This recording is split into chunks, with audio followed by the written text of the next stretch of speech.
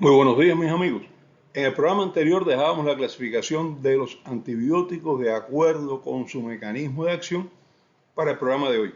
Y por tanto, hoy eso es lo que nos corresponde ver. De acuerdo con su mecanismo de acción, los antibióticos se clasifican en 4 grupos. A. Inhiben la síntesis de la pared bacteriana. B. Afectan la permeabilidad de la membrana bacteriana. C. Inhiben la síntesis de proteínas. Y D. Inhiben la síntesis de los ácidos nucleicos. Son los 4 grandes grupos de mecanismos que van a comprender todos los antibióticos conocidos hasta hoy en día. A. Inhiben la síntesis de la pared bacteriana. Tienen en común todos los antibióticos de este grupo que, aunque tengan diferentes formas de inhibir esta síntesis de la pared bacteriana, inhiben realmente no la síntesis de toda la pared, la síntesis de la capa de peptidoglicano de la pared bacteriana. Caso de duda, bueno, pues vayan atrás, recuerden en el ciclo de procariotas, en el ciclo de bacterias, cómo era la estructura de esta capa de peptidoglicano, aunque hoy vamos a verla también, por lo menos un poco rápidamente, pero vamos a verla, vamos a refrescarla. Este grupo incluye los antibióticos beta-lactámicos, que ya dijimos que son los más utilizados en la actualidad, los glucopeptidios, la fosfocina, un antibiótico que hoy ya prácticamente no se utiliza, pero que tuvo su época dorada hace unos cuantos años, la bacitracina, que pertenece al grupo de los polipeptidios, pero que también tiene este mecanismo un poco diferente a otros polipeptidios, y la cicloserina, que pertenece al grupo de otros antibióticos que no son clasificados en los grupos que tenemos hasta ahora cuando hablábamos de la estructura química. Todas las bacterias tienen una capa de peptidoglicano excepto los micoplasmas.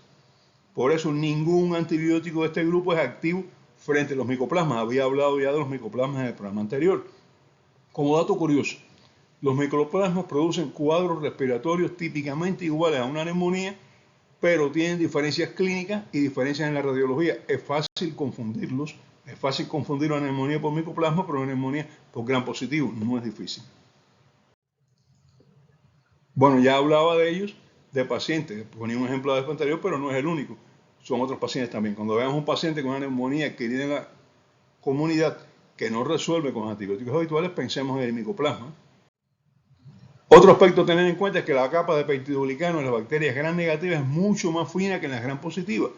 Por eso, y por otras cosas, la estructura de las gram negativas, que hablamos de ellas en el ciclo de bacterias, bueno, las bacterias gram positivas son más sensibles a los antibióticos de este grupo, aunque algunos de estos antibióticos también incluyen en su espectro algunas bacterias gram negativas, pero no son la mayoría.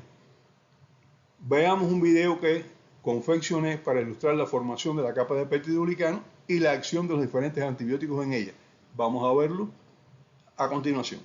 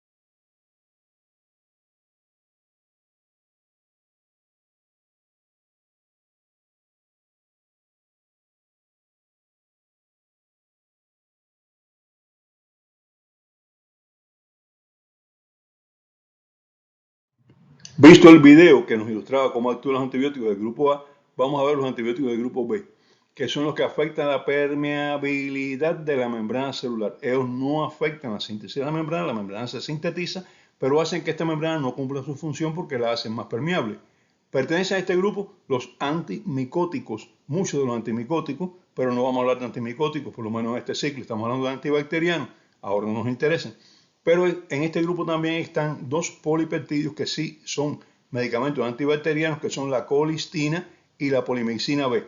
Interactúa la polimexina B y la colistina también con la membrana citoplasmática y cambian su permeabilidad. Ya hablábamos, cuando hablábamos de estructura química, que ellos eran un poquito complicados y por tanto habitualmente se utilizaban más bien en cremas y por eso no se utilizan mucho en la práctica por vía sistémica. Las polimecinas tienen una estructura con dos extremos. Uno es un anillo policatiónico, es decir, tiene muchos cationes. Y para recordar un poquito la química, un catión es un átomo con carga positiva y por ello es capaz de unirse a otro átomo con carga negativa e interactuar con él.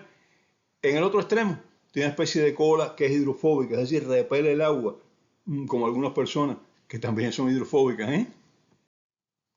El anillo policatiónico se une a la membrana de la bacteria en unos sitios que están sitios cargados negativamente en esta membrana y que están unidos a átomos de calcio y de magnesio y que estos sitios estabilizan la estructura de la membrana. Al unirse al anillo policatiónico comienza una desestabilización de esta membrana. Se forman espacios y en estos espacios la cola hidrofóbica se pone en contacto con los fosfolípidos de la membrana, se introduce y actúa disolviendo estos fosfolípidos como si fuera un detergente. De hecho, a estos antibióticos se les llama detergentes de membrana. Se combinan con sitios cargados eléctricamente, desestabilizan la membrana e introducen la otra parte del antibiótico que va a disolver las grasas. Y ya ustedes saben que las capas de bacterias, las capas externas de la bacteria, las membranas de las bacterias, membranas también de las células eucariotas, están compuestas básicamente por fosfolípidos. Esto no ocurre con la capa de peptidoglicano. Recuerden el ciclo de bacterias que las bacterias tienen 2 o 3 envolturas dependiendo de que sean gram positiva o gram negativa. Esto ocurre en la membrana celular que entonces aumenta su permeabilidad al verse inestabilizada por estos tipos de antibióticos que tienen la parte catiónica y la parte también hidrofóbica. Bueno, pues se estabilizan, pierden la impermeabilidad, entra agua, entran electrolitos y el citoplasma de la bacteria, que es un citoplasma mucho más denso que el exterior, mucho más denso que el medio externo, pues entonces comienza a llenarse de agua, comienza a llenarse con electrolitos que no deberían estar ahí y esto termina matando a las bacterias. Estos antibióticos son bactericidas para bacterias gram negativas porque son las que tienen una membrana externa por fuera de la capa de peptidoglicano y esta membrana es la que ellos afectan. No tienen que penetrar la capa de peptidoglicano. Las bacterias gram negativas tienen una membrana por fuera de la capa de peptidoglicano. El mismo efecto tiene en los esteroles de las membranas externas de los hongos, por eso son fungicidas. Lamentablemente, las células de seres vivos eucariotas, nosotros entre ellos, tenemos muchos esteroles también en la membrana y por eso nos afectan mucho estos antibióticos. Eso explica el daño que nos hacen. Un daño tan grande que no pueden ser utilizados nada más que en la parte externa del cuerpo. Se utilizan en cremas, en lociones, en sustancias que son por fuera del cuerpo, por fuera de la piel. No se pueden utilizar sistémicamente porque el daño sería extremadamente grande. Como actúan en la membrana ya formada, pues no van a interferir con ningún proceso metabólico y las bacterias no crean resistencia contra ellos.